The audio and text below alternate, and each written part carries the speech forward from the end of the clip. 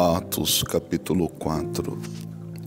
Estando eles falando ao povo, sobrevieram os sacerdotes e o capitão do templo e os saduceus, doendo-se muito de que ensinasse o povo e anunciasse em Jesus a ressurreição dos mortos. E lançaram a mão deles e os encerraram na prisão, até o dia seguinte, pois era já tarde. Muitos, porém, dos que ouviram a palavra creram, e chegou o número desses homens a quase 5.000. E aconteceu no dia seguinte, reunirem-se em Jerusalém os seus principais, os anciões, os escribas, e Anás, o sumo sacerdote, e Caifás, e João e Alexandre, e todos quantos havia da linhagem do sumo sacerdote. E pondo-os no meio, perguntaram: com que poder ou em nome de quem fizestes isto? Então Pedro, cheio do Espírito Santo, lhes disse: principais do povo e vós, anciões de Israel, visto que hoje somos interrogados acerca do benefício feito a um homem enfermo e do modo como foi curado. Seja conhecido de vós todos e de todo o povo de Israel, que em nome de Jesus Cristo Nazareno, aquele a quem vós crucificastes e a quem Deus ressuscitou dos mortos, em nome desse é que este está são diante de vós. Ele é a pedra que foi rejeitada por vós, os edificadores, a qual foi posta por cabeça de esquina.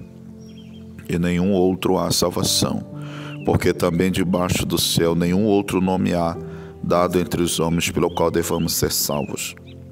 Então eles, vendo a ousadia de Pedro e João, informados de que eram homens sem letras e indoutos, se maravilharam e tinham conhecimento de que eles haviam estado com Jesus.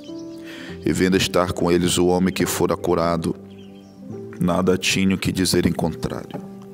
Todavia, mandando-os sair fora do conselho, conferenciaram entre si, dizendo: que havemos de fazer a estes homens?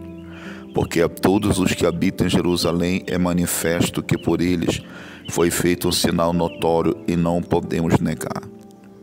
Mas para que não se divulgue mais entre o povo, ameacemo-los para que não fale mais nesse nome a homem algum. E chamando-os, disseram-lhes que absolutamente não falassem, nem ensinassem no nome de Jesus.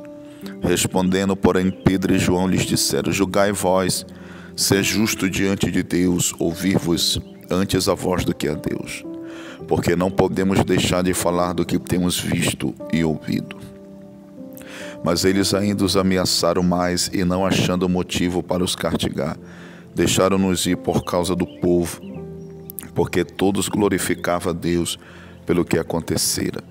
Pois tinha mais de 40 anos um homem em quem se operara aquele milagre de saúde.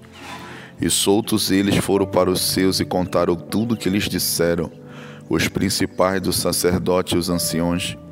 E ouvindo eles isto, unânimes, levantaram a voz de Deus e disseram: Senhor, Tu és o que fizeste o céu e a terra e o mar e tudo o que neles há, que disseste pela boca de Davi teu servo, porque bramaram as gentes e os povos pensaram coisas vãs. Levantaram-se os reis da terra e os príncipes se ajuntaram a uma contra o Senhor e contra o seu ungido. Porque verdadeiramente contra o teu santo Filho Jesus, que tu ungiste, se ajuntaram, não só Herodes, mas Pôncio Pilatos, com os gentios e os povos de Israel, para fazerem tudo o que a tua mão e o teu conselho tinham anteriormente determinado que se havia de fazer. Agora, pois, ó Senhor, olha para as suas ameaças e concede aos teus servos que falem com toda ousadia a tua palavra, enquanto estendes a mão para curar e para que se façam sinais e prodígios pelo nome do teu santo Filho Jesus. E tendo eles orado, moveu-se o lugar em que estavam reunidos, e todos foram cheios do Espírito Santo, e anunciavam com ousadia a palavra de Deus. E era um coração e a alma da multidão dos que criam, e ninguém dizia que coisa alguma do que possuía era sua própria, mas todas as coisas lhes eram comuns. E os apóstolos davam com grande poder testemunho da ressurreição do Senhor Jesus, e em todos eles havia abundante graça. Não havia, pois, entre eles necessitado algum, porque todos que possuíam herdades ou casas, vendendo-as, traziam o preço do que fora vendido e o depositavam aos pés dos apóstolos. E repartia-se cada um segundo a necessidade que cada um tinha.